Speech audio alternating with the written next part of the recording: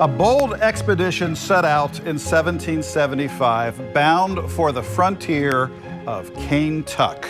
What can this ancient journal entry teach us? The William Caulk collection is centered around William Caulk's family, who came from Virginia to Kentucky in the 1700s. One of the premier pieces is actually a journal that William Caulk kept when he traveled for the first time to Kentucky. William Caulk traveled with some other men from northern Virginia to central Kentucky, so it was in 1775. The intent here was to come to Kentucky and start building homes, and it'd be part of the settlement that became Boonesboro. At the time, they were calling it Boone's Fort. Eventually, the rest of Caulk's family comes and settles with him in the area where he had built a house and some other things.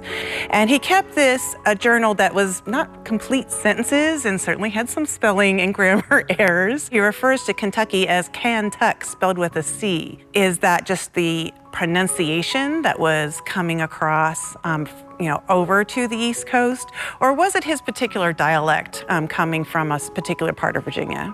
So along with the men that came with Caulk were also a group of enslaved people. We don't know how many. We certainly don't know their names. Caulk did not record that.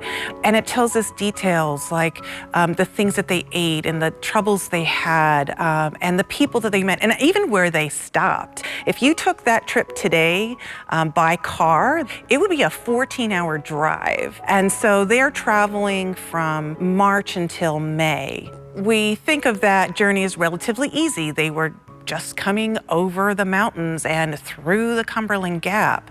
But what Caulk's journal tells us is that it was really not as easy as you might think.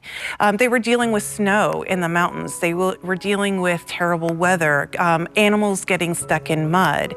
And then they were worried about the dangers of the native tribes in the area. And it struck fear in some of those men. Some of them did turn back. So this journal is a bit of a treasure piece because it tells us so much about a specific experience of people coming to Kentucky. It gives us a glimpse of one kind of experience and lets us compare that to, say, people who came a different route or people who were already here. To learn more, visit us online at history.ky.gov. From the Kentucky History Center and Museums in downtown Frankfort, I'm Doug High.